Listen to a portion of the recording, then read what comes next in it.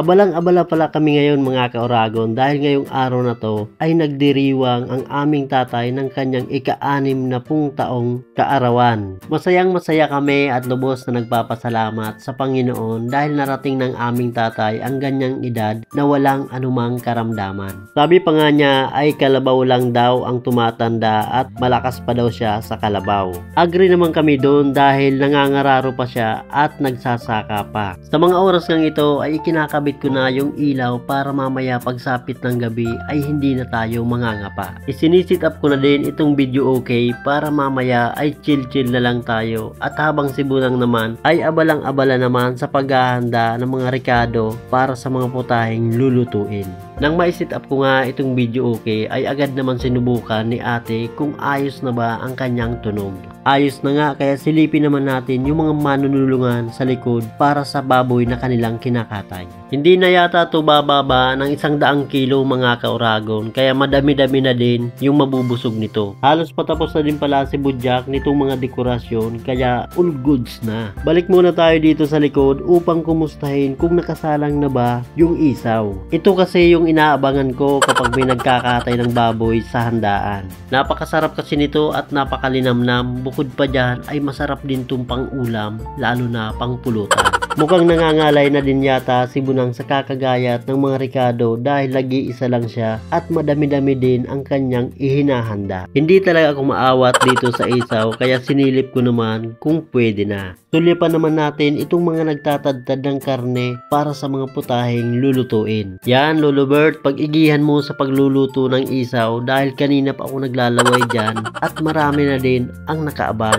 Hinango na pala yung isaw kaya ito namang aadubuhin ang nakasalang. Ako na din pala ang nagpresentang maghalo para may ambag naman. Adobo chino pala ang putahe na ito mga ka-Oragon. Sa mga hindi po nakakaalam ng adobo chino ay hinahaluan ito ng kaunting ketchup o kaya naman ay tomato sauce para maging mamula-mula yung karne at mayroon ding kaunting asukal para sa manamis-namis na lasa. Halos parehas lang siyang lutuin ng adobo sa asin o adobong natural na kung tawagin dito sa aming probinsya. Oras na pala ng tanghalian kaya palag-palag na to sa kanin itong isaw. Dito pala sa aming probinsya kapag may handaan ay ito talaga yung palaging nauunang lutuin na siyang pinang-uulam na din at pamulutan. Matik na kasi yan habang naghahanda ang mga manunulungan ng lulutuin ay mayroon ng pinapaikot yan na migilito. Nakasalang na din pala itong dinuguan na panay ang halo ni Bangog ng kanyang ginawang panghalo na kawayan upang hindi siya matipuan.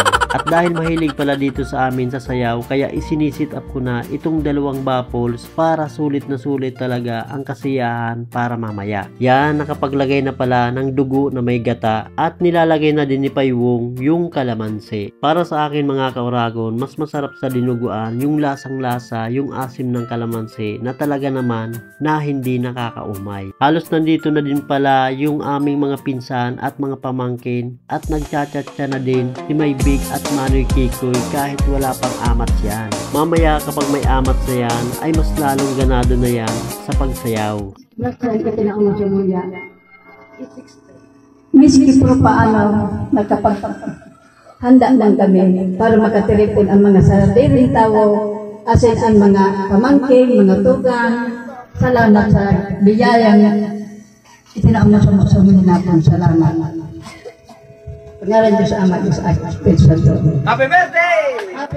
Magagabi na at luto na yung mga putahe kaya oras na ng kainan. Pero bago ang kainan ay papangunahan muna yan ni tatay sa pag-blow ng kandila sa kanyang cake. Happy birthday tatay! Tara, arat na!